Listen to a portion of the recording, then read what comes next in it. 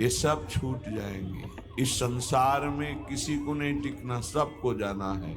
इसलिए हे भाई, उद्दंडता नहीं, मनमानी आचरण नहीं, प्रभु का आश्रय लेकर धर्म आचरण करते हुए नाम जप करो, जीवन का परम मंगल हो जाएगा। उपासक अपने इंद्रिय मन को किसी भी उत्सव का निमित्त बनाकर, किसी आनंद में प्रफुल्लित होकर या किसी विक्षेप को प्राप्त होकर कभी किसी विषय को स्वीकार न करें। बहुत ध्यान से सुनना। एक दिन की छूट तुम्हारे जीवन भर के लिए वो संस्कार रूप में फांसी बन जाएगी। ऐसी जगह आपको फंसा देगी, निकलना मुश्किल हो जाएगा। फंसना सहज है, निकलना मुश्किल है। हर भोग एक विशाल अथाह दलदल है, धंसते चले जाओगे, निकलना कठिन है। इस बात को दिमाग में चाहे लिख लो या डायरी पे लिख लो। हर भोग माया का ऐसा दलदल है कि जो इसमें एक बार चखने के लिए कूदा वो धंसता चला गया। गुरु कृपा हरि कृपा निकाल ले तो निकाल ले, या निकला हुआ महापुरुष निकाल ले, अन्यथा वो उसमें डूब ही जाता है। ऐसा दलदल है। वह श्री जी का कृपा पात्र है, आज नहीं तो कल वो महापुरुष बन जाएगा। अर्थात जो महापुरुषों की गति वो उसे प्राप्त हो जाएगी। वो धामवासी है, प्रियाजू ने स्वीकार किया है। आपका क्या अधिकार है कि आप उस पर दोष दर्शन करें? तो कह रहे हैं जो वृंदावन धाम में वास करते हैं उनके दृष्ट दोषों को दिखाई दे रहा है। ऐसा नहीं कि नहीं दिखाई दे रहा, आप आरोप लगा रहे हैं, दिखाई दे रहा है। दृष्ट दोषों को सत्य मान करके वर्णन करते हैं, उनकी निंदा करते हैं, तो आपका भाग्य दुर्भाग्य में बदल जाएगा। यदि आप ये विचार करके कि श्री जी के लाड़िले हैं, इनकी बाहरी बात है पर इनके ऊपर बहुत कृपा है, आज नहीं तो कल ये सब सुधर जाएंगे क्योंकि लाडली जी के कृपा पात्र हैं, बात बन गई।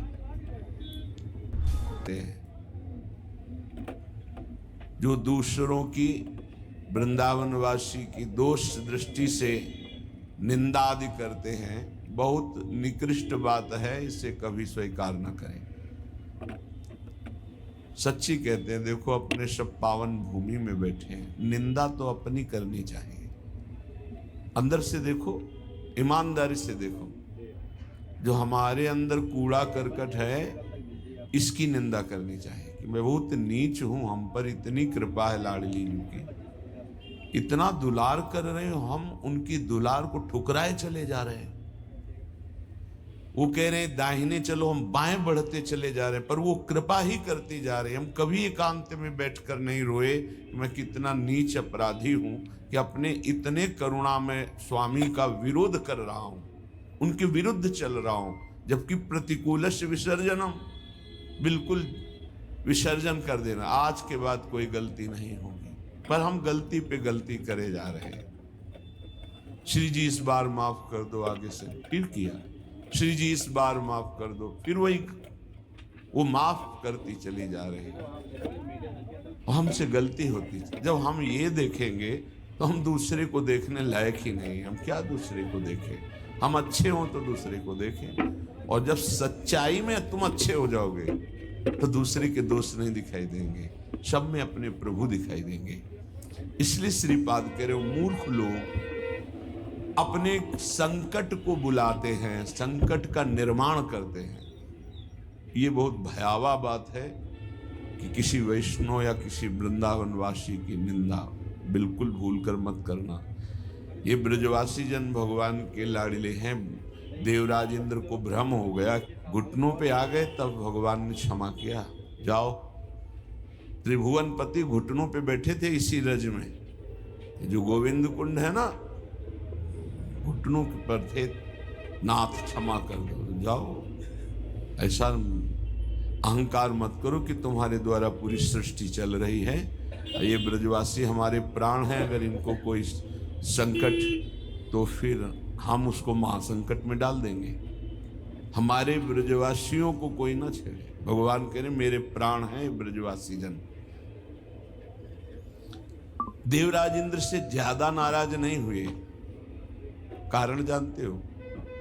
किया तो उपद्रव ब्रजवासियों को पीड़ा देने का, लेकिन सब ब्रजवासी एक साथ बैठ कर दिए ना, तो लालजू ने थोड़ा तो उन पर शासन किया, फिर कृपा कर दी।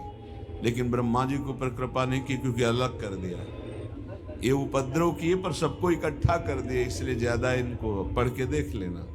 ज्यादा नहीं, बस इतना कहा तुम देवराज हो, सतोगुणी हो, अहंकार मत किया करो। लेकिन ब्रह्मा जी तो कांप के चले ही गए।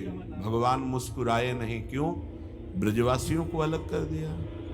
तुम ब्रह्मलोक में मायामयी सैया पे सुला दिया, हमारे प्राण प्यारे ब्रजवासियों का अपराध करते हो। तो आज तक ब्रह्मा जी का प्रवेश नहीं ब्रज में। बात समझ लो।